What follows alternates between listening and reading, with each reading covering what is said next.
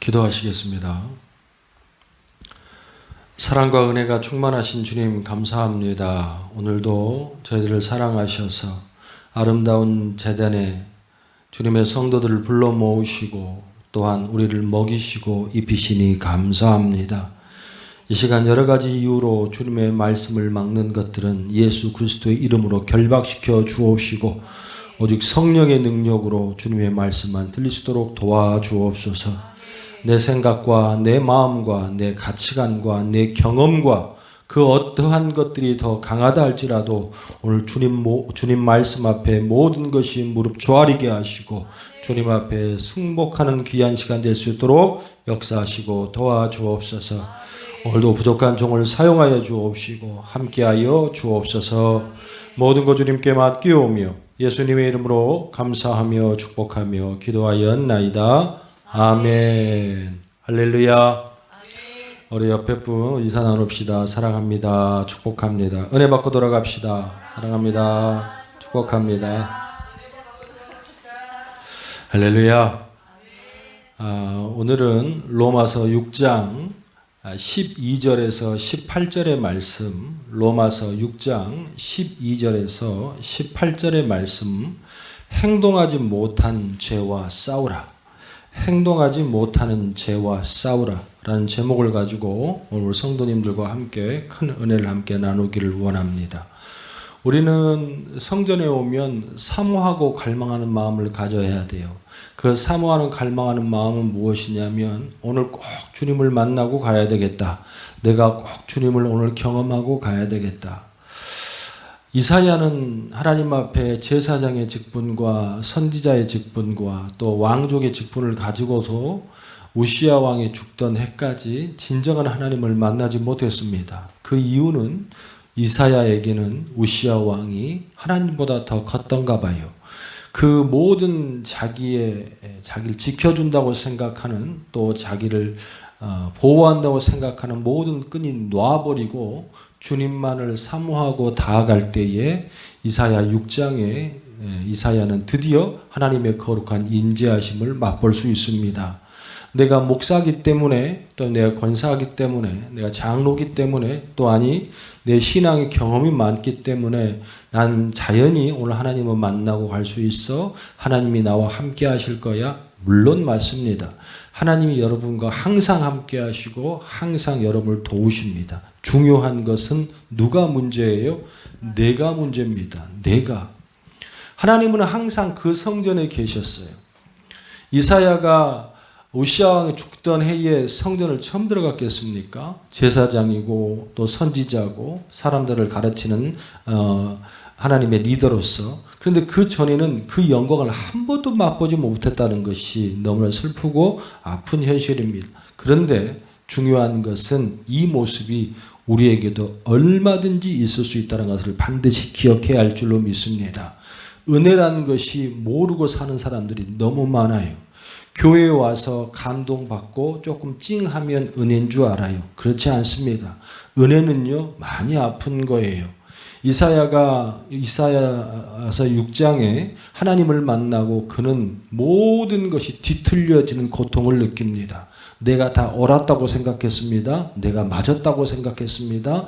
모든 것이 저 백성들의 문제라고 생각했습니다. 그런데 이 모든 것이 한 번에 무너지는 큰 역사를 얻게 됩니다. 인간이 자기가 믿고 있었던 것이 무너지는 것만큼 힘들고 어려운 건 없어요. 그런데 은혜라는 것은요, 그 어려움과 고통과 여러 가지의 자기의 모든 긴 시간의 걸 다 뚫고도 하나님을 바라볼 수 있는 마음이 있는 게 은혜예요. 할렐루야. 그럼 내가 포기해야 한다는 거예요. 그때 이사야가 그런 말을 하죠. 주여 나를 보내소서. 주여 나를 보내소서. 할렐루야. 저들의 문제가 아니었습니다. 나라가 문제가 아니었습니다. 주님께서 저들을 가르치고 인도하고 주님의 선한 길로 보내라고 나를 보내셨는데 내가 핑계만 댔습니다. 내가 잘못됐습니다. 그 입술에 수술되고 짖어버리잖아요. 그러면서 주님께 다시 정화시켜주는 줄로 믿습니다. 여러분 오늘 말씀을 들어갈 때에 다시 한번 하나님 앞에 간절한 소망을 가지십시오. 주여 나에게 이 말씀이 들려지게 하옵소서. 깨달아지게 하옵소서. 기도하게 하옵소서. 오늘 말씀의 제목도 그거 아닙니까? 행동하지 못하는 죄와 싸우라. 행동하지 못하는 죄와 싸우라. 지난 기독교 신문에 이런 내용이 담겨져 있는 걸 내가 봤습니다. 한국교회 성도의 숫자가 지난 5년 동안 28%가 줄었다는 통계가 나왔어요. 통계입니다. 그런데 이게 코로나 전이거든요. 이게 코로나 전이에요. 코로나 전이니까 지금 코로나 벌써 2년, 3년째를 가고 있지 않습니까? 그러면 좀 과장될까요? 반토막은 낫겠다는 생각이 좀 들어요. 솔직히 말씀을 드리면 참 염려가 됩니다. 그런데 이것보다 더 심각한 문제가 교회를 출석하는 성도들마저도 10명 중에 6명은 교회를 옮기거나 자기 섬기는 교회에 대한 불만과 애착이 없다라는 거예요. 여러분 이 통계가 머릿속에 갖고 들으셔야 돼요. 코로나 전입니다. 3년 거예요. 3년 거. 2019년 초반 거니까. 그러면 지금은 더 하겠죠. 사실은 이 통계를 나올 쯤에 10명 중에 6명은 자기 교회, 섬기는 교회에 불만이 있거나 애착이 없다라는 거예요. 그게 우리 교회도 비껴가지는 않을 거라고 생각을 합니다. 솔직한 말로. 그래서 예전에는 지교의 개념이 점점 사라지고 없어져 간다. 지교회라는 것은 무슨 말이에요? 내 교회, 내가 섬기는 교회, 내가 비전을 두고 주님 앞에 헌신하는 교회. 이 개념이 없어진다는 거예요. 없어져. 그러면서 나오는 단어 하나가 그게 뭐냐면 나그네 성도라는 단어가 나왔어요. 나그네 성도. 신조어가 생겼습니다. 교회는 다니되 이 나그네 성도가 뭐냐면 교회는 다니되 교회는 출석은 하긴 하되 봉사 안 해요. 헌신 없습니다. 예물도 안 드립니다. 그죠? 자기 취향의 입맛에 맞는 교회를 출석하고 만족하는 성도. 그 사람이 출석 카드를 썼든 안 썼든 그게 중요한 게 아닙니다. 이제는 그게 중요한 시대가 아니에요. 뭐냐면 출석 카드를 썼어도 내가 제적으로 들어갔어도 얼마든지 싫으면 뭐 할 수 있다? 성전을 떠날 수 있다라고 생각하는 성도들이 그게 나그네 성도라는 거예요. 이게 지금 10명 중에 한 50%는 그렇게 생각하고 지금 현재 그렇게 교회가 돌아간다는 거예요. 그러니까 얼마만큼 우리 지금 한국 교회가 힘들고 어려워요. 근데 이 모습은 영국이나 유럽의 교회들 또 독일의 교회들 이런 교회들이 사라지기 전에 30년 전의 모습과 흡사합니다. 30년 전의 모습. 그러니까 지금 외국을 나가거나 동유럽이나 또 아니면 다른 외국 유럽이나 미국 쪽으로 가면 교회가 없습니다. 근데 그런 교회가 있었어요, 없었어요? 우리보다 훨씬 먼저 기독교의 복음화가 되고 또한 그들이 그걸로 인하여서 나라가 부강하게 커졌다는 얘기지. 그런데 현재 2022년을 살아가고 있는 이 시점에는 교회가 없습니다. 없어요. 그냥 교회가 없어요. 그러니까 내가 외국을 나가서 예배를 드리고 가고 싶은데 개신교가 없어요. 개신교가. 잘 찾아야 루터교나 천주교 이 정도밖에 없어요. 근데 30년에 그렇게 되기 전 20년, 30년 전에 교회는 다니되 봉사를 하지 않습니다. 예물을 드리지 않아요. 교회의 비전에 참여도가 전혀 없습니다. 자연스럽게 교회는 뭘 잃게 돼요? 힘을 잃게 되죠. 성도들이 그런 모습을 갖고 있으니까. 그러면 당연히 교회는 어떻게 되겠습니까? 예물도 없어. 지탱할 재물도 없어. 재정도 없어. 사람도 없어. 당연히 교회는 어떻게? 문을 닫게 되죠. 그리고 결국 뭐만 남아요? 교회만 남습니다. 그 안에 들어있는 사람은 없고. 그래서 현재 그리고 난 한 40년이 지난 지금 현재의 유럽의 교회는요. 그 교회는 남아 있습니다. 교회는 남아 있대 그곳에 뭐는 드려지지 않아? 예배는 드려지지 않고 뭐가 되어 있습니까? 식당이나 또 아니면 레스토랑이나 또 여러 가지 공연 장소나 이걸로 다 바뀌어 있다라는 거예요. 그런데 한국 교회가 2010년을 들어가서 그 패턴으로 돌아가고 있다라는 거예요.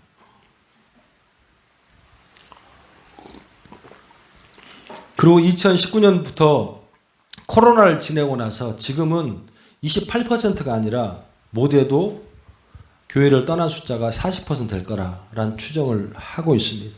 그런 가운데 우리가 지금 이 주일날 모여서 주님 앞에 예배를 드리고 주님 앞에 말씀을 보고 있다라는 거예요.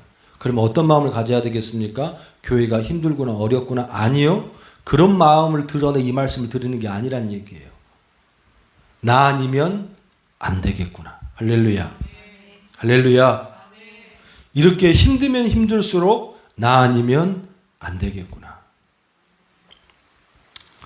2019년도 대학 선교단체에서 기존 신자들을 대상으로 설문조사를 했어요. 왜 설문조사를 했냐면 교회가 이렇게 세속화가 되고 인본주의 추세로 너무 급속화되니까 알아야 될 거 아니겠습니까? 그래서 기독교 단체에서 교회 실태조사를 했는데 뭔 이렇습니다. 예수 믿는 신자들과 예수 안 믿는 사람들의 의식을 조사했어요. 의식을. 그들이 갖고 있는 생각과 행동의 모습이 어떤 걸 조사했다. 이게 19년도 기준입니다. 설문조사의 결론입니다. 믿는 사람과 믿지 않는 사람들의 모습은 일상생활을 그대로 적어왔어요. 일상생활을 비롯해서 거의 모든 항목에서 삶 속에서 차이점을 찾아볼 수가 없었다. 라고 우리가 자체 결론을 냈습니다. 어떻게든지 기독교 자체에서 했으면 뭐가 다른 게 있어, 뭐가 우리는 좀 틀리구나, 이렇게 팔이 안으로 굽지 않겠습니까? 그런데 부인할 수 없는 게 뭐냐면 믿는 사람과 믿지 않는 사람들과의 모습은 일상생활을 비롯해서 거의 모든 항목에서 삶 속에서 차이점을 찾아볼 수가 없었다는 거예요. 당연히 교회 안에서는 찾아볼 수 있겠죠. 그들은 교회를 오고 그들은 교회를 안 오고 우리는 교회를 오니까. 그거 빼고는 우리가 이 직분을 저 밖에 나가서 또한 성도로서 삶의 모습을 똑같이 저 사람이 기독교인으로 사는 모습을 평가했을 때에 하나도 다른 것이 없었다라는 거예요. 그런데 놀라운 사실은 설문조사에 참여한 3,000명이라는 사람의 70.2%가 중학교 이전부터 신앙을 가지고 있던 예수를 믿던 사람들이라는 얘기예요. 그러니까 중학교 이전 최소한 주일학교 정도부터 다녔다는. 그러면 그 사람은 성인이 되고 지금 이 정도 대학이나 성인이 됐으니까 최소한 예수를 믿은 지가 최소 20년이에요. 최소 20년. 최소 20년간 교회를 다녔음에도 믿지 않는 사람과 삶에 대하여서, 의식에 대하여서, 생활에 대하여서 전혀 차이가 없었다. 단지 차이가 좀 있다면 술, 담배 하지 않는 것 이거 말고는 전혀 차이가 없다. 이게 결론이에요.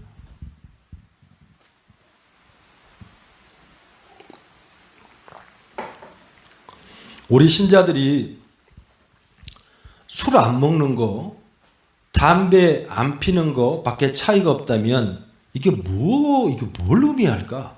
도대체. 교회 안에서도 세상의 가치관으로 이런 꽉 차서 세상이나 교회나 추구하는 것이 비슷하게 간다는 이야기가 지금 교회에서는 종종 들립니다.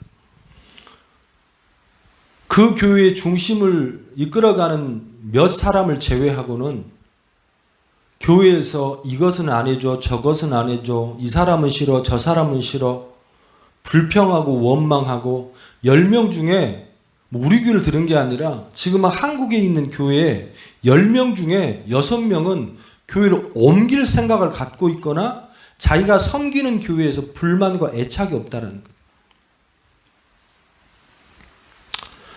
어느 집사님의 얘기를 제가 언제 들은 적이 있어요. 어느 집사님이 그 얘기를 하는데 참 많은 생각을 했습니다. 자기 교회는요, 너무 가족과 같고 너무 목사님하고 친하다는 거예요. 그래서 가족과 같아서 목사님하고 형 동생 한답니다. 네. 목사님을 형 이렇게 부른다는 거예요. 그럼 어떨 때는 진짜로 목사님 안 부르고 형님, 형 이렇게 부른다. 그래서 그걸 나한테 자랑하더라고요. 그래서 나한테 형이라고 부르고 싶다는 얘기인지 그래서 나는 그래서 내가 그 사람을 가르치겠습니까? 가족까지 참 좋은가 보네. 근데 집에 돌아와서 계속 생각을 했던 거예요. 생각을 했어. 이게 과연 맞는 것인가? 그런데 더 중요한 거 알려드릴까요? 그 교회가 그렇게 화평하지가 않습니다. 화평하지가 않아요. 네. 가족과 같은 교회가 아니에요. 그러니까 본인은 그걸 자랑한다고 나한테 하는 거예요. 시찰로 갔는데 내가 시찰로 갔으면 문제가 있어요, 없어요? 있는 교회예요. 시찰로 들어갔으면. 근데 자기는 너무 교회가 화목하다는 거예요. 그래서 목사님, 형이랑 그게 문제야. 그게.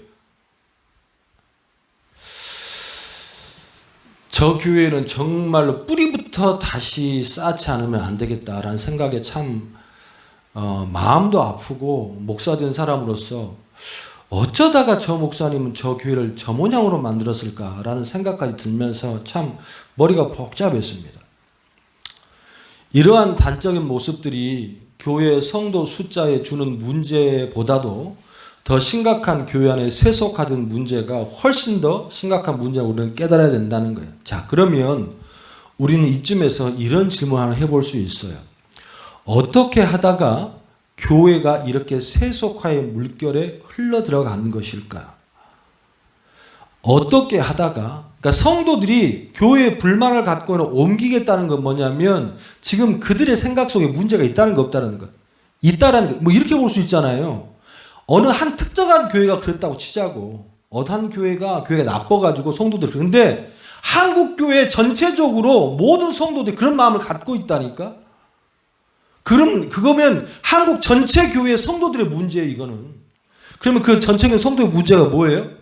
교회를 뭘로 본다는 거예요? 하나님의 말씀이나 하나님의 교리나 하나님의 어떤 질서로 보는 것이 아니라 그들의 눈이 어디에 맞춰졌다는 거예요? 세상에 초점으로 맞춰졌기 때문에 교회가 불만스러운 거예요. 교회는 불만스러운 것입니다. 신앙은 불만스러운 것이에요. 기독교의 역사는, 기독교의 믿음은 뭐라고? 역설이에요, 역설. 역설이란 게 뭐냐면 저기에서 맞는 그 순리가 여기에서는 맞지 않습니다. 예수님이 어떻게 마구간에서 그 추한 곳에서 냄새나는 거 태어날 수, 이게 역설이에요. 그분이 메시아신데. 그런데 그분이 또 어떻게 가장 고통스러운 저주의 십자가에 질 수 있냐고. 그게 역설이라고. 신앙이라는 게 그런 거예요. 겸손이라는 거, 나를 희생하고 주님 앞 나가는 거, 나를 희생하고 섬기는 거, 이게 역설이에요. 근데 이게 바뀌기 시작하거든. 언제 바뀌어요? 하나님의 말씀이 내 안에서 끊어지고 세상의 것들로 채워지기 시작하면 이 모든 것이 다 어떻게 돼요? 불만스럽게 보이는 거예요. 안 맞아. 틀렸어.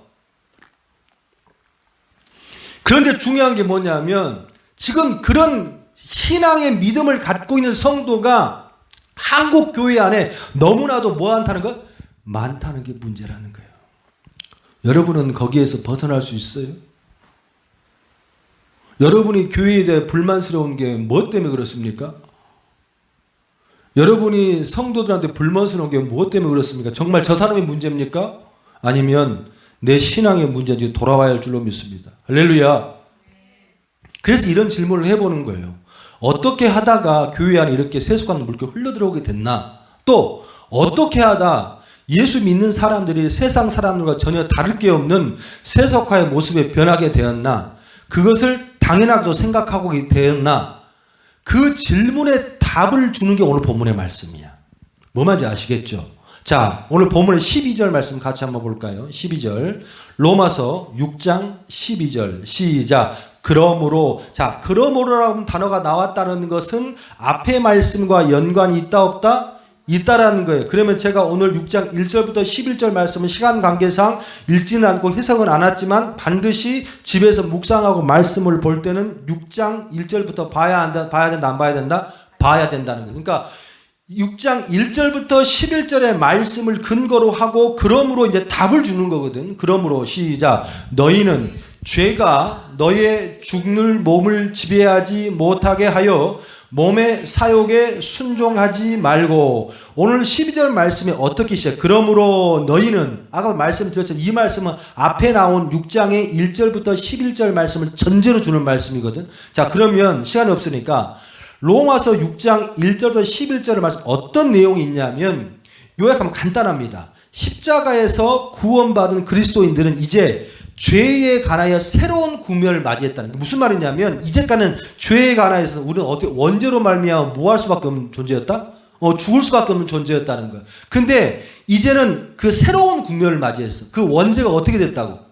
해결이 됐어요. 그러니까 죄가 해결이 됐어. 그리고 우리 구원받은 그리스도인들은 우리 원죄에서 죽은 자가 되었다는, 이제는 해결했다는, 이것을 강조하는 말씀이 1절부터 11절까지의 말씀이에요. 그렇다면 뭐 어쨌다는 거예요. 그 원죄가 해결됐는데 어쨌다는, 이걸 머리에 두고 12절을 읽어봐. 다시 한번 시작. 그러므로 너희는 죄가 너희 죽은 몸을 지배하지 못하게 하여 몸의 사욕에 순종하지 말고. 그러면 불구하고도 12절의 말씀에 보니까 죄가 너희의 몸을 뭐하지 못하게? 지배하지 못해. 그럼 이 죄는 원죄입니까? 자범죄입니까? 자범죄를 말하는 거예요. 원죄는 사라졌어. 원죄는 사라졌지만 그럼에도 불구하고 우리의 삶 가운데는 죄가 있다 없다? 있다라는 거예요. 6장 1절에서 11절에 죄에 대해서는 죽은 자여 하나님은 살아있는 자가 되었다고 선언을 해줘. 왜? 예수의 십자가로 말미암아 우리가 구원을 받았기 때문에. 그러므로 너희는 하나님께 구원받은 자 같이 너희의 삶 가운데 죄에 대하여 더 이상 더더욱 이제 실수하면 돼, 안 돼? 안 된다는 거예요. 이거를 뭐해라? 생각하고 몸부림치면서 삶 속에 지키며 살도록 노력해라 말씀하시는 것이 이제 12절부터 14절까지의 말씀이 오늘 본문의 말씀이. 자, 그러면 이렇게 봐. 1절부터 11절까지 뭐냐면 이론편. 그리고 12절부터 14절까지의 말씀은 이제 구원받은 자로서 어떻게 살아야 되는지 무슨 편? 실천편. 할렐루야. 실천편. 12절이면 행동편입니다. 죄에 대하여 죽은 자까지 하나님에 대해 산 자같이 머리로만 깨닫지 말고, 쉽게 말하면 무슨 말이냐면 1절부터 11절까지에 너희가 이제 회복을 받았다, 구원함을 받았다, 이걸 땡이 아니라는 거잖아. 땡이. 그런데 한국의 교회 성도들이 이렇게 될 수밖에 없는데, 뒤에 또 설명을 하겠지만 중요한 것은 이 머리에서 끝났다는 얘기예요. 머리에서. 12절로 넘어가서 죄를 이기고 살고 삶 가운데에 그리스도의 정체성을 살아가면서 살아가는 행동편이 우리 안에 있다 없다? 없었다라는 게 문제라는 거예요. 저는 교회의 세속화, 설문서처럼 세상 사람들과 그리스도의 차이점이 전혀 없는 형태의 모습을 변해버리고 이유를 본문 6장에 그 답으로 제시합니다. 무슨 말이냐면 6장 1절부터 11절까지는 이론편입니다. 우리는 구원받았다. 우리는 천국 갈 수 있다. 그런데 중요한 게 뭐 이거 깨달았단 말이야. 이거 안 깨닫고 여기 온 사람 아무도 없을 거 아니에요. 그거 깨달아서 여기 완전히 있는 거예요 지금. 이거 없으면 여기 앉을 이유가 없잖아요. 그런데 중요한 게 그걸로 끝이었다는 얘기.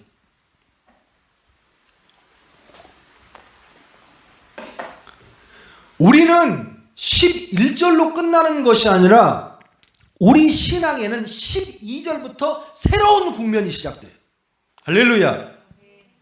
그 새로운 국면은 뭐냐면 이제는 그 이론에서 끝나고 그걸 믿는 믿음에서 끝나는 것이 아니라, 깨닫는 끝나는 것이 아니라 구원받은 자로서부터 이제는 뭐예요? 12절 뭐라고요? 그러므로 너희는 죄가 너희 죽은 몸을 지배하지 못하도록 몸의 사욕을 순종하지 말고 너희의 삶 가운데 머리로만 이제는 끝나지 말고 이제는 정말로 주님 앞에 뭐예요? 행동하고 움직이고 그 죄를 너희가 싸우면서 살라고 지금 말씀드리고 있는 거예요. 할렐루야. 지킬 것을 지켜내지 못한 자들에게는 그 자리를 내어줄 수밖에 없다는 걸 기억하셔야 돼요. 단적인 예로 뭐냐? 교회 자리가 식당이 돼요. 박물관이 됩니다. 술집이 됩니다. 호텔이 됩니다. 그 이유가 뭡니까? 성도가 없어서? 아니, 성도가 왜 없어요? 그들이 뭘 못 지켰어요? 하나님이 주신 그 구원을 몸으로 못 지켜서 그런 거예요. 할렐루야.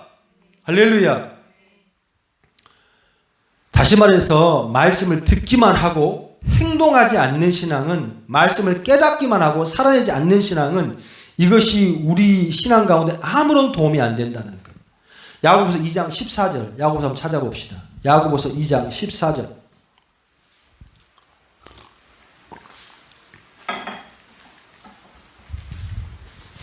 야고보서 2장 14절. 찾으셨으면 아멘. 자, 같이 읽습니다. 시작. 내 형제들아, 만일 사람이 믿음이 있노라 하고 행함이 없으면 무슨 유익이 있으리요? 그 믿음이 능히 자기를 뭐에? 구원하겠느냐. 17절의 결론, 이와 같이 행함이 없는 믿음은 그 자체가 뭐한 것이라? 죽은 것이라. 성경은 우리에게 주신 하나님의 말씀은 깨닫기만 하는 믿음은 절대 살아있다고 말하지 않습니다. 죄와 싸우고 살아내고 몸부림치고 순종하고 반응하는 믿음이 돼야, 그렇지 않으면 우리의 믿음은 뭐다? 죽은 믿음이, 죽은 믿음이라는, 그 사람의 믿음이 있다라는 게 없다라는 거예요. 죽었으니까. 우리는 한 가지 분명한 걸 기억해야 돼요. 우리의 믿음은요, 두 가지 믿음이 있어. 여기에 앉아 계신 모든 성도님은 두 가지 믿음이 있어요. 첫째는 뭐냐면 살아있는 믿음, 또 어떤 믿음? 죽은 믿음. 근데 살아있는 믿음과 죽은 믿음을 단적으로 나누는 것이 무엇이냐면 11절까지의 신앙만 갖고 있는가, 12절부터 그 다음 절로 넘어가는가의 문제예요. 근데 겉으로 보기엔 다 똑같아요. 여기에 오늘 행동의 모습은 있잖아. 그 11절까지 예수님을 구원자로 믿으니까 어쨌든 여기 와 앉아 있는 거잖아요. 중요한 것은 뭐냐면 여기에 예배드리는 것 말고 삶 속에 예수님을 믿는 모습이 있어야 된다, 없어야 된다? 있어야 된다는 거예요. 그게 뭐라고? 살아있는 믿음이라는 거예요. 자, 그러면 죽은 믿음이 어떤 믿음인지 지금 야고보서에서 사도 바울이 예를 들어줘. 19절 그 밑에 19절 같이 볼까요? 시작. 내가 하나님은 한 분이신 줄을 믿느냐? 잘하는도다. 잘하는도라는 건 마땅하다. 너희가 잘 믿었다 이러는 거예요. 그러니까 내가 묻는 거예요. 지금 당신이 지금 하나님이 한 분이고 당신을 구원한 걸 믿습니까? 믿습니다. 그러니까 잘했다. 이렇게 맞장을 쳐주는 거예요. 그런데 그 밑에 뭐라고요? 귀신들도 믿고 뭐 한다고? 떠드느니라. 우리는 기억해야 합니다. 귀신들이 믿음이 있어요, 없어요? 믿는 데잖아요. 그런데 우리는 그 귀신을 믿음을 뭐라고요? 없다고 그러잖아요. 그냥 귀신이니까 귀신이라는 그 딱지 떼고 귀신분들께서도 예수님 믿는데요. 그럼 믿음 있어요, 없어요? 끝까지 없디야. 여러분이 귀신과 다를 게 뭐가 있어요? 그걸 사도 바울이 지금 얘기를 하는 거예요, 지금.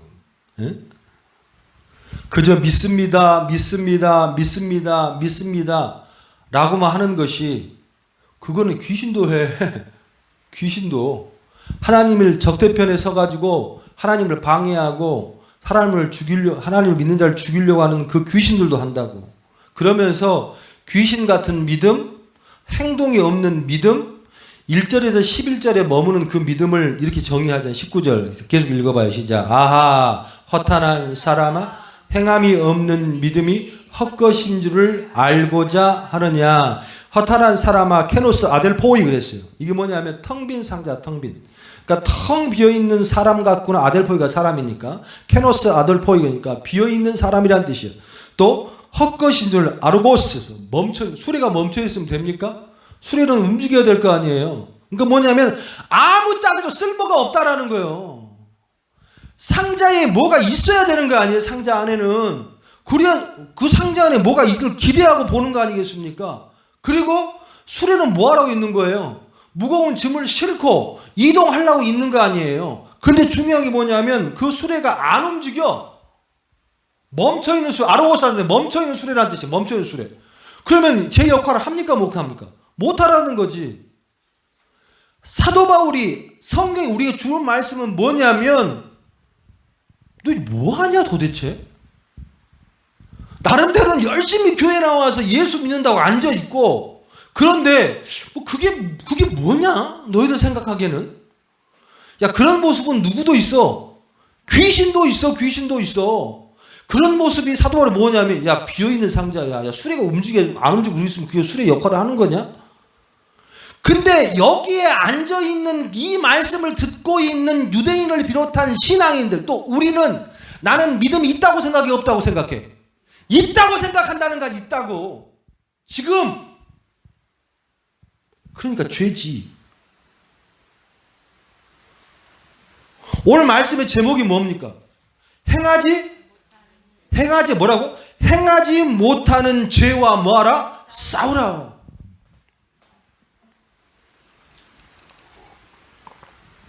성경은 절대로 머리로만 아는 믿음에 온전하다고 말하지 않습니다. 예수님께서 마지막으로 주신 명령이 뭐예요? 마태복음 28장 20절 제가 읽습니다. 내가 너희에게 분부한 첫 번째 모든 것을 어떻게? 가르쳐. 두 번째 지키게 하라. 볼지어다 내가 세상 끝날까지 너희와 항상 함께 하시니라. 할렐루야. 예수님이 우리들에게 뭐라고 말씀하세요? 가르치고 끝나는 게 아니랬잖아. 가르치는 것도 행동. 그 다음에 가르쳤으면 어떻게? 지키게 해. 그럼 지도 지켜야지. 지키게 하려면. 예? 볼지어다 그렇게 하면 봐 내가 세상 끝날까지 예수님도 말씀만 머리로 많이 너희와 항상 함께 어떻게 해요? 동사가 들어가잖아요. 예수님도 우리와 함께 해주신다는 거잖아요. 멈춰있는 신앙이 없다라는 거예요. 계속 움직이고 실천하고 무엇인가를 향해 달리고 있고 빌보서 4장 9절의 말씀 너희는 내게 배우고 받고 듣고 본 바를 뭐하라? 행하라. 그리하면 평강의 하나님이 너희와 항상 함께 계시리라. 할렐루야. 할렐루야. 절대로 이 말씀이 주님께서 성경에 주는 말씀이 멈춰 있어라, 생각해라, 아니면은 그걸로 끝나라 이런 말씀은 단 한 구도 없어. 오늘 본문의 말씀 13절도 봐봐. 13절 말씀 같이 볼까요? 12절 넘어 13절 로마서 6장 13절 시작.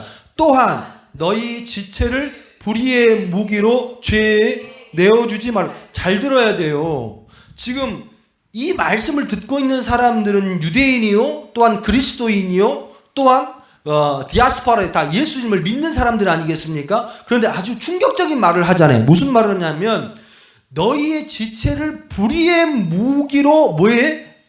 무기로 죄에게 내어주지 말라라는 거예요. 이 말은 뭐냐면 우리가 예수를 믿고 있는 이 상황 가운데서도 불의의 사탄의 무기와 죄의 도구가 될 수 있다 없다? 있다란 얘기예요. 근데 있다라는 걸 이렇게 쉽게 말하면 안 돼. 이게 너무 심각한 문제예요. 지금 우리가 지금 이 자체를 너무 쉽게 얘기한다는 건 인식을 못하고 있다는 거지. 오직 너희 자신을 죽은 자 가운데서 다시 살아난 자 같이 하나님께 뭐하고 드리며. 우리의 몸은 딱 두 종류예요. 지금 내가 예수를 믿고 구원을 받았어도 나는 사탄의 도구가 되느냐 아니면 하나님의 도구가 되느냐. 우리는 이 싸움으로 살거든. 구원 받았으니까 나는 절대 사탄이 나를 침범하지 못해. 예수 믿는 자는 어떻게 들어와? 누가 그런 말을 합니까? 누가? 우리는 날마다 하나님 편에도 섰다가 사탄의 편에도 섰다가 수없이 갈팡질팡하면서 우리는 신앙을 이어져 가는 거예요. 그러니까 로마 6장 14절 말씀에서도 어떻게 하라는 거예요? 머리로 생각하지 말고 머리로 이론으로 끝나지 말고 내가 하나님 편으로 가려면 뭐 해야 한다는 거예요? 몸이 가야지. 몸이 주님이 원하시는 거, 주님과 함께 하시는 거, 이걸로 가야 된다는 거예요. 할렐루야. 우리 아름다고 축복합니다. 우리 아름다운 교회 성도님께서는 말씀과 삶이 하나가 되어서 죄와 싸워서 이겨내므로 텅 빈 상자, 또 움직이지 않는 수레와 같은 아무 쓰잘데기 없는 믿음이 아니라 주님 앞에 더욱더 쓰임받는 믿음 되기를 주님의 이름으로 축원합니다. 이런 맥락 우리가 텅 빈 상자가 되지 않기 위하여서 또 움직이지 않는 수레가 되기 위하여서 과연 어떻게 하면 될까? 어떤 모습으로 우리가 나아가면 될까? 이런 맥락으로 질문을 던져보았어요. 그랬더니 우리의 신앙이 왜 행동하지 못하고 자꾸 이론에만 머물고 또 싸우지 못하는 그 죄에 빠질 수밖에 없는가를 저는 오늘 본문에 찾는데 저는 두 가지로 여러분들에게 이 대안을 줍니다. 자, 행동하는 믿음이 되기 위하여서 우리가 잡아야 할 죄에 대하여 우리가 실천할 두 가지. 첫 번째는 뭐냐면 우리 믿는 사람들은 살아있는 움직이는 믿음이 되기 위해서 끝까지 포기하지 말고 피를 흘려 싸워라. 저를 따라봐요. 끝까지 포기하지 말고 피를 흘려 죄와 싸워라. 할렐루야.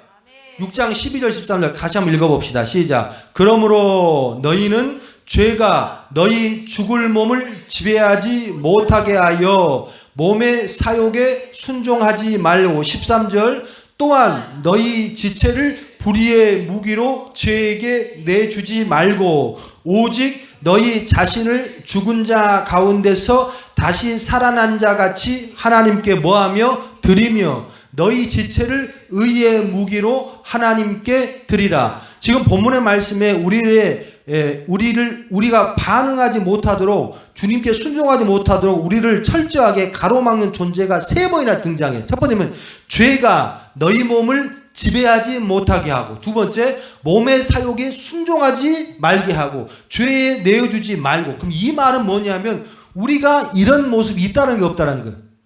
있다는 게 없다는 거예요.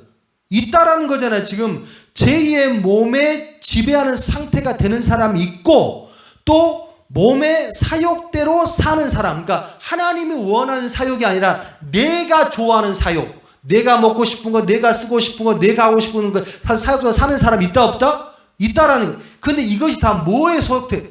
행동. 죄는 행동. 세 번째, 죄에 대하여 내주지 말고, 그러니까 삶에 대하여 하나님에 속하지 않고 죄에 대해서 내주는 모습이 있다 없다? 있다라는 것. 이것들이 다 뭡니까? 다 죄잖아. 죄. 다 죄잖아요. 무슨 말이냐? 내가 말씀을 듣고 그 말씀대로 살지 않는다는 것은 안 사는 게 끝이 아니고 우리는 이렇게 산다는 거예요. 아멘? 나는 그냥 하나님의 말씀에 기도 안 할 뿐이야. 하나님의 말씀에 순종하지 못할 뿐이야. 아니, 그건 본인의 변명이야. 본인의 변명이라고. 우리는 그걸 하지 않으면 자연스럽게 다른 거를 할 수밖에 없는 존재. 뭘 존재? 죄가 너희 몸을 지배하고 몸의 사욕대로 순종하고 살고 또 죄에 내어주고 못하게 하고 순종하지 말고 내주지 말고 계속 하나님 말씀하잖아요. 왜 말씀해요? 우리가 그렇게 산다는 얘기예요.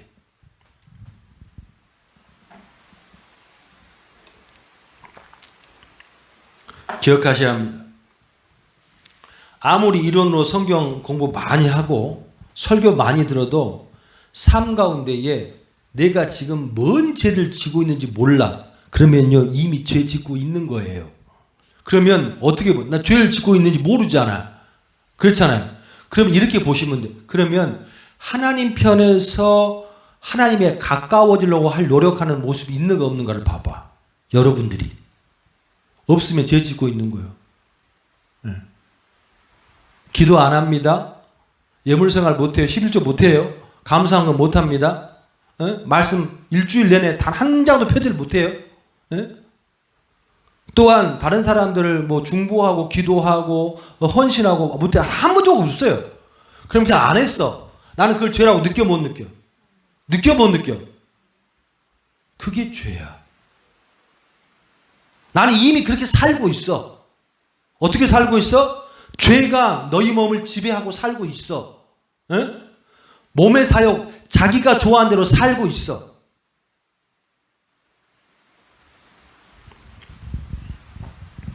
근데 성경에서는 첫 번째 이러한 모습을 뭐하라고?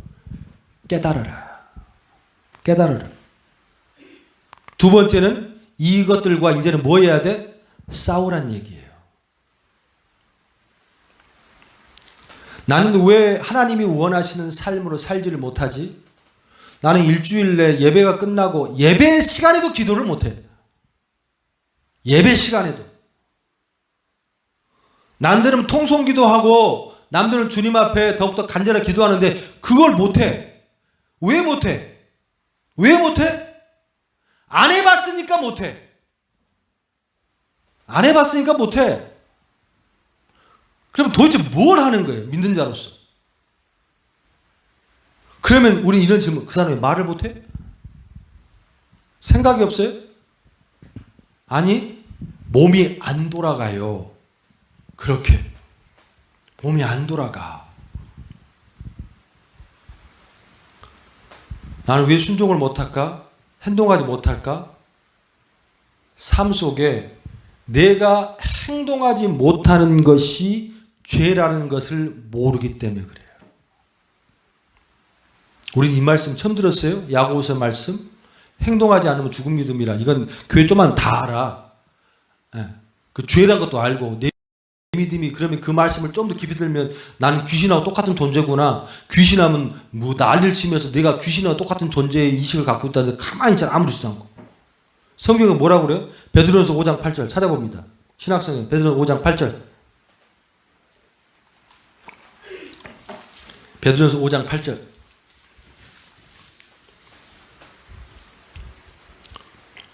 찾으소 나면 베드로전서 5장 8절 시작. 근신하라 깨어라.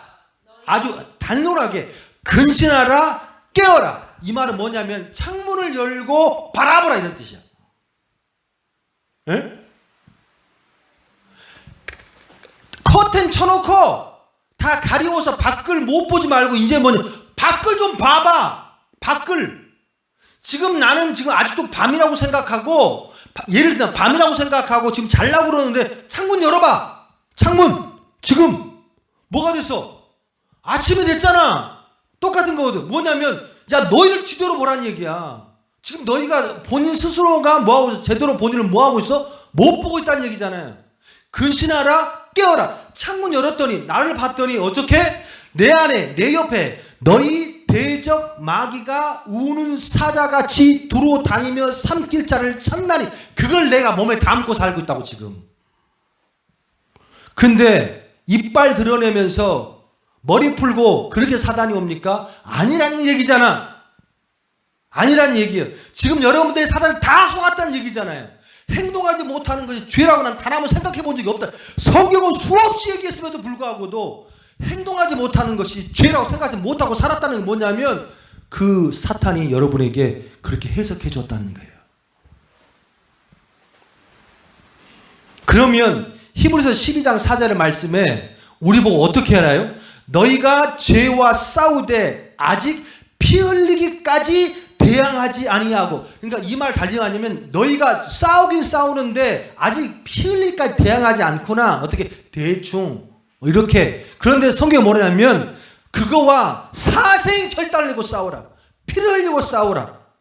이 대항하라 싸우다 이 모습이 원문적으로 뭐냐면요. 콜로세움에서 검투사들이 싸우는 모습을 연상하면서 썼던 단어예요.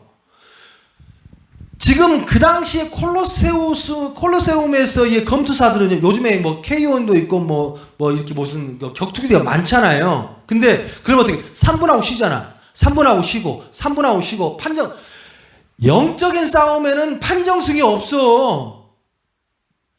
할렐루야. 영적인 싸움에는 판정승이 없습니다. 죽든지 죽이든지 둘 중에 하나는 분명히 하고 끝나야 되는 거예요. 왜 콜로세움에서 지금 이 말을 죄와 대항하지 아니하고는 피 흘려 싸우려 했냐면 거기는요 들어가면 하나만 나와. 둘이 나오는 곳이 아니에요. 산자만 나오는 곳이에요. 검투사들은. 저 상대를 내가 죽이지 않고서는 절대로 그 감옥에서 나올 수가 없어. 경기장에서. 그러면 하나님께서는 히브리서 말씀에 지금 말씀하잖아요. 너희들의 싸울 대상이 지금 어떻게 창문 열어봐. 마귀들 어떻게 너희 대적 마귀가 여기 대적 사탄 마귀가 우는 사자와 두려움 삼킬 찾나니 내 옆에 그 사탄이 있다는 거예요 지금. 그러면 그거하고 히브리서 12장 4절의 말씀은 너희가 뭐하라고? 그거와 뭐하라는 거예요? 싸우래잖아. 싸우는데 어떻게 싸워? 둘 중에 하나는 죽을 동안 싸우래요.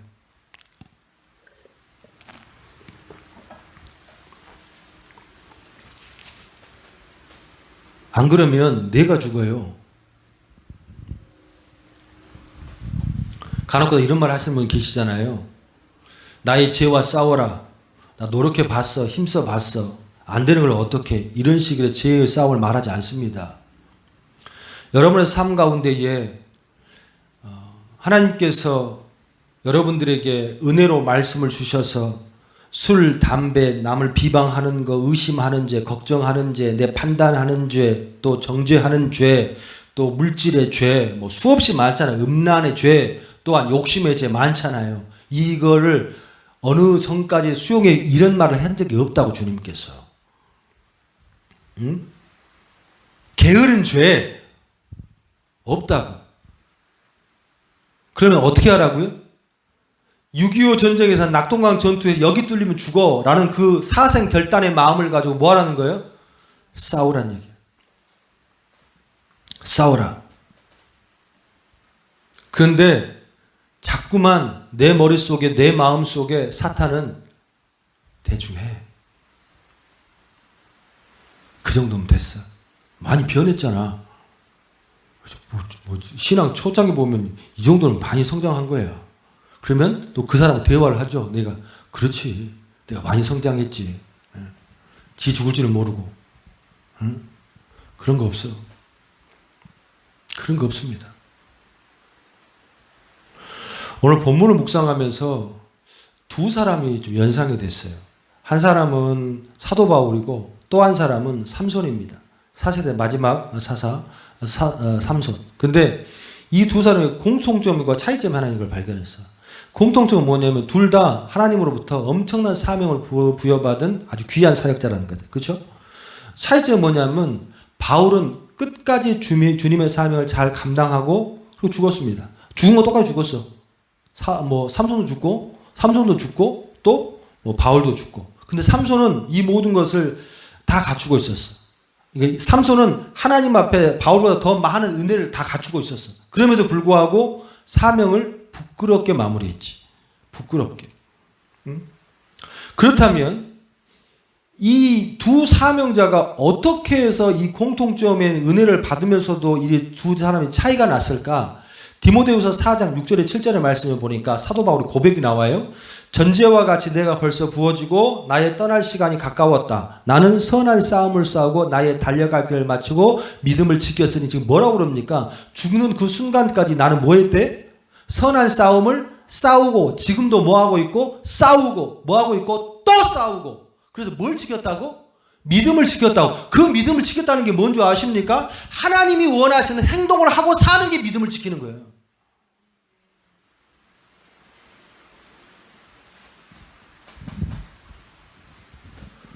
지금 사도 바울의 이 고백은 평생 싸웠다는 거예요. 피 흘리기까지.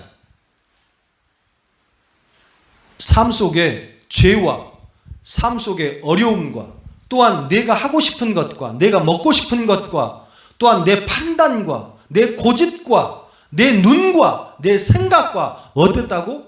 평생 싸웠다는 거예요. 그게 믿음을 지켰으니. 그런가 하면 삼손은 어땠습니까? 어쩌다 그렇게 실패한 인생이 됐을까? 삼손은 하나님부터 특혜를 너무 많이 받았잖아요. 나신의 특혜도 받았죠. 어느 누구에게도 지지 않는 힘을 가졌죠. 아무튼 어마어마한 특권을 받고 하나님 앞에 쓰임받는 사역자가 됐어. 그런데 중요한 것은 그가 넘어지잖아요. 뭐 때문에? 죄 때문에 넘어지잖아요. 그런데 우리는 그 삼손을 딱 생각할 때 보면 뭘 생각하면 삼손하면 삼손이 넘어진 이유가 누구 때문에 그래요? 누구 때문에? 드릴? 이방 여자 드릴라. 그렇죠? 한 번도 본 적은 없지만 내 머릿속에 드릴라가 예뻤겠다라는 항상 그렇게 묘사가 되잖아요. 근데 드릴라가 예뻤다는 표현이 나옵니까? 잘 못 본 것 같아. 아무튼 이 삼손이 드릴라란 이방 여인 때문에 이 삼손이 죄를 짓게 되고 결국 실패하게 돼. 이게 맞아 틀려요? 여러분 그렇게 생각하는 마음이 있잖아요. 그렇습니까? 그런데 우리는 알 수 있어요. 우리가 사사기를 다 봤으니까 삼손이 드릴라라는 이방 여자를 만나기 전에 이미 삼손은 나실임에도 불구하고 독주를 마시고 이방 여자를 만나고 구별된 자로 하지 말아야 하는 모든 죄를 해야 안 해. 죄를 짓고 있잖아. 죄를 짓고 있다고. 그리고 그 이방 여자 결혼하려고 노력까지 했었고 그게 안 되고 결국 드릴라 만났지만 자 그렇다면 삼손이 드릴라 때문에 실패한 거예요? 지 때문에 실패한 거예요? 자기 때문에 실패한 거지. 근데 자기 때문에 실패했는데 그 실패한 이유가 뭡니까? 죄에 대해서 민감성이 없어요. 무슨 말이냐면 죄에 대해 민감성이 없다는 건 잘 들으셔야 돼. 내가 죄를 지었네 안 지었네. 죄에 대해 민감성이 없다는 것은 내가 죄를 짓고 있으면서 내가 죄를 지어서 생각 못한다는 얘기예요. 자, 삼손이 독주를 마셔. 이방 여자를 만나요. 또 구별단도 하지 말할 걸 막 저질러. 시체도 만질고. 그러면 이 사람은 지금 하나님이 하지 말아라고 하는 것에 대한 실천을 해야 안 해? 하지 말라는 걸 실천을 하냐고 안 하냐고? 안 하고 있잖아요. 계속 자기 하고 싶은 걸 하고 있잖아요. 그럼 이 사람은 죄를 짓는다고 생각해 안 해? 안 하고 있다는 거지. 죄는 짓고 있어. 우리가 그래. 우리가 모양은 다르고 색깔을 다르는데 아침에 일어나서 기도 안 하는 거 죄라고 생각하는 사람 있어요? 뭐 저녁에 하면 되지. 그 죄. 그렇게 따지면 자, 예를 들어서 바울 시대에 드릴라가 바울에게 왔다. 그러면 바울은 죄를 지었을까 안 지었을까? 뭐 안 지어서 모르지. 바울의 마음이지. 그런데 마지막 죽는 그 순간까지 지하 감옥에 갔는 그 순간까지 사도 바울은 뭐 하고 있다고? 싸우고 있다고 그러잖아. 지금도 싸우고 있대. 누구랑 싸워? 자신하고 싸우는 거예요. 왜 자신을 싸울까요? 내가 뭘 잘못해 여기 들어가 있는 거지? 하나님 앞에 평생 충성했는데 내가 뭘 잘못했지? 나를 왜 이렇게 하지? 이런 마음이 들까 안 들까? 들 수 있다라는 얘기지. 하지만 그 마음과도 뭐 한다는 거예요? 싸운다는 거지. 이 마음이 뭐예요? 그게 세속적인 마음이에요. 역설에서 벗어난 마음이라는 거지. 순종에서 벗어난 마음은 이 마음이 성도들한테 있다고. 근데 사도 바울은 그것 듣고 뭐 한다고? 싸운다고.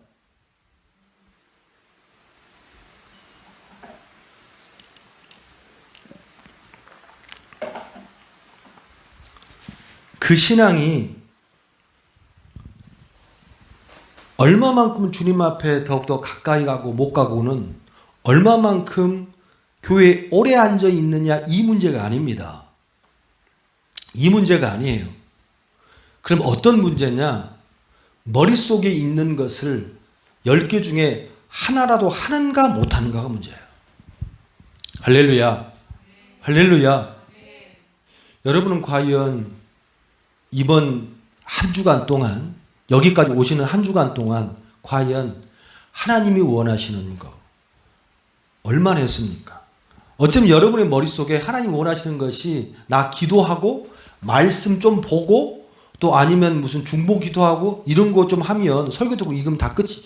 그게 여러분의 하나님을 사랑하는 그 게이지의 끝이야. 사실은 하나님이 그것만 원하시겠습니까? 마태복음 28, 20절에 뭐라고 했습니까? 밖에 나가서 전도도 하고 복음도 전하고 또한 순종도 하고 주님이 당신을 위하여서 뭘 원하시는 것을 어떻게 움직여 하라고 말씀하시잖아요. 근데 우리는 딱 주님의 원하는 거 하면 기도 좀 하고 말씀 몇 장 보고 이게 끝이면 그게 끝인 거야. 그 사람한테는. 이런 모습으로 살아서는 안 됩니다. 소원하고 축복합니다. 여러분의 삶 가운데에 아직까지도 하나님 앞에 먼저 합하지 못하는 것들. 술 먹는 문제, 담배 피는 문제, 돈에 욕심 갖는 문제, 예물 드려야 들고 돈 욕심 때문에 만 원 한 장 드리지 못하고 10만 원 드리지 못하는 이런 문제. 또 아니면 모든 걸 결정할 때에 나는 기도할 생각도 못하는 다 죄. 죄. 남편하고 불화하고 애들을 내 생각으로 키우고 물질에 들어왔을 때 하나님의 계획 가운데 한 번도 물어보지 못하고 이것 쓰고 저것 쓰고 먼저 계획하는 모든 문제들. 이런 모든 것들에서 우리는 끌어내야 되고 싸워야 할 줄로 믿습니다. 할렐루야. 할렐루야. 그렇지 않으면 여러분들의 믿음이 귀신과 다를 게 없다. 자, 그렇다면 이런 질문이 나올 수 있어. 아니, 하려고 노력하는데 잘 안 돼요. 그래서 주님께서 뭐라고 말씀하시냐면 14절 봐봐. 14절. 시작. 죄가 너희를 주장하지 못하리니 이는 너희가 법 아래 있지 아니하고 뭐라고? 은혜 아래 있음이라. 할렐루야. 우리가 죄와 싸워야 함을 알면도 불구하고 잘 안 돼. 그런데 우리가 그 죄와 싸우기 위해서는 우리에게 뭐가 필요해요? 은혜가 필요합니다. 은혜가 필요해요. 결단하고 되는 문제가 아니더라고. 내 삶에서 죄와 싸우기 위해서 내가 인간의 도덕성, 인내력 이러한 의지로 싸우면 백전백패입니다. 못 이겨요. 나는 나를 위해서 사는 존재예요. 술 하나 끊는 거 내 의지로 됩니까? 아니 세상에 나를 안 도와줘. 이래서 먹고 저래서 먹고 회식이 생기고 친구가 오고 뭐가 생기고 상가집이 생기고 뭐 안 돼. 도덕으로 안 돼. 안 되는 거예요. 담배 되던가요? 안 됩니다. 오직 힘들면 학교가 생겨. 학교가 담배 끊는데 금연학교. 담배 끊으려면 학교 다녀야 돼. 금주 학교도 있고. 그놈의 학교 그렇게 다니는데 뭐 담배 끊으려면 학교까지 또 다녀야 돼. 학교가 왜 생깁니까? 안 되는 거예요. 왜도 바람 피는 거 조선시대나 고려시대나 바람 피면 언젠가는 걸린다 모르는 사람 있어요 없어요? 있어요 없어요? 모르세요? 내가 알려드릴게요. 바람 피면 걸립니다. 언젠가는. 난 한 번도 끝까지 완전 범죄로 외도가 일단 난 들어본 적이 없네. 그럼에 불구하고도 사람들은 피어요 안 피어? 왜 그래요? 안 되니까 그러는 거예요. 안 되니까. 왜? 내가 그걸 하고 싶은 욕구가 있거든. 도박? 손 자르잖아요. 왼팔 자르면 뭘로 해?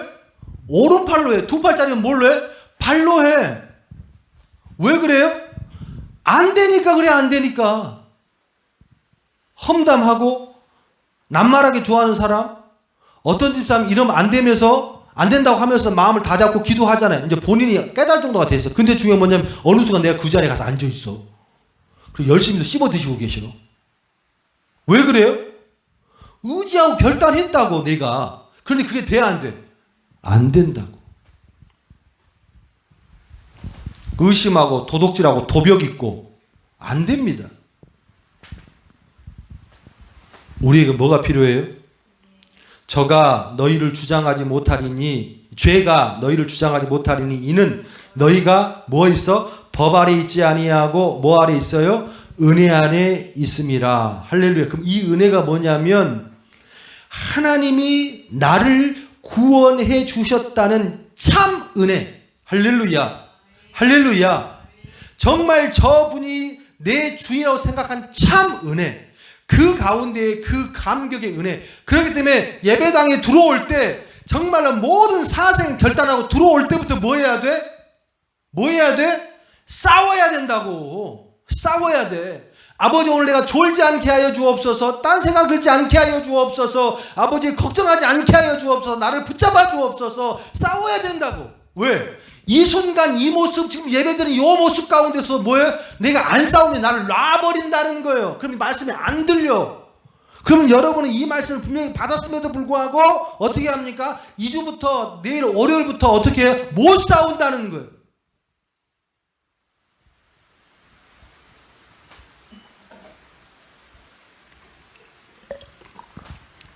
빌립보서 2장 13절에 너희 안에 행하시는 하나님이시니 저희가 기쁘신 뜻을 위하여 너희에게 소원을 두고 행하게 하시나니 그랬어요. 반주 주세요.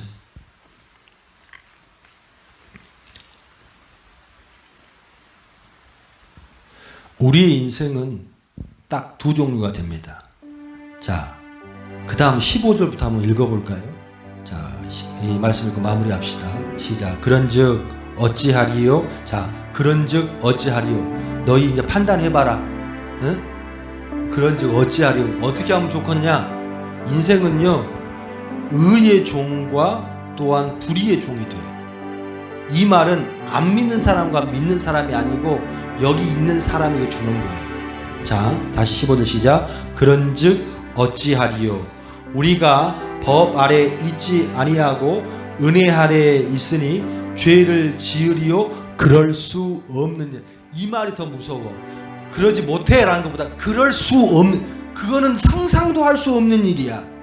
그러니까 그건 그런 그 상상 범위에서 넘어가는 거야.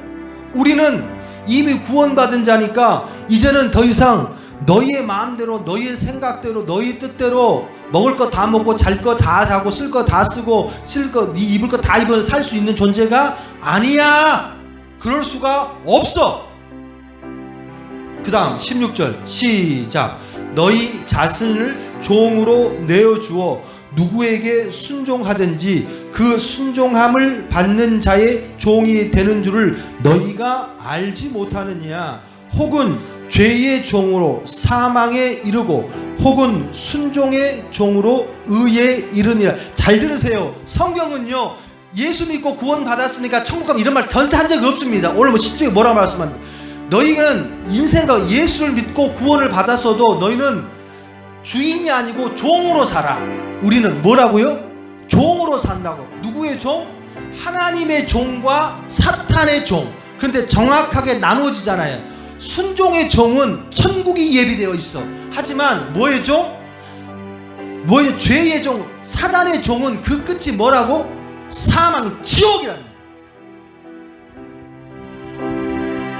그런데 그렇게 되는 것이 뭘로 돼요?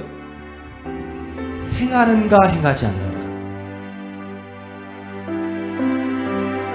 안 행하는 것은 안 해도 되는 선택의 문제가 아니고 이거는 죄입니다. 자꾸 행하면 하나님 앞에 행할 범위가 더 넓어지는 거예요. 내가 자꾸 행하다 보니까 내가 목사까지 됐어. 여러분이 자꾸 행하면 하나님이 쓰시는 그릇이 더 넓어지는 거예요. 할렐루야. 내 머릿속에 고작 아침에 일어나서 기도하는 것이 지금 여전히 버겁고 권사고 집사고 장로가 됐음에도 불구하고 아침에 눈 떠서 무릎 꿇고 기도하고 성대 나와서 10분 20분 30분 기도하는 것이 아직도 버겁다면 그 사람은 죄야.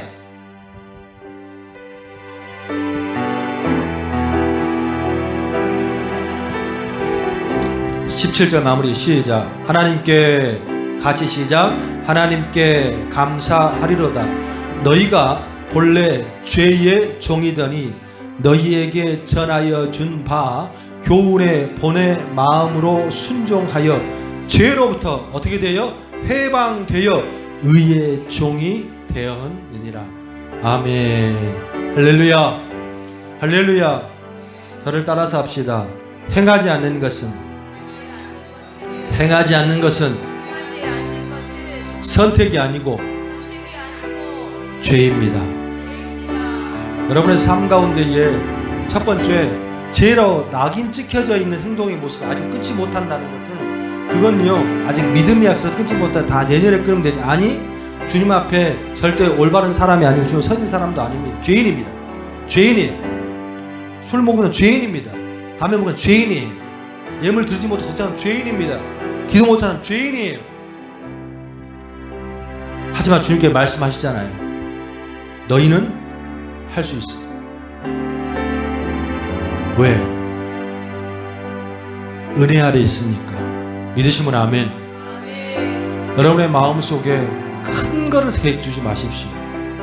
내일 당장 주님이 원하시는 거, 기도의 자리에 나오는 거, 또한 내 믿음을 놓고 주님을 헌신하는 단 한 가지만이라도 하는 행함으로 여러분은 죄의 종이 아니라 순종의 종으로 쓰임받는 여러분들에게 될 줄로 믿습니다.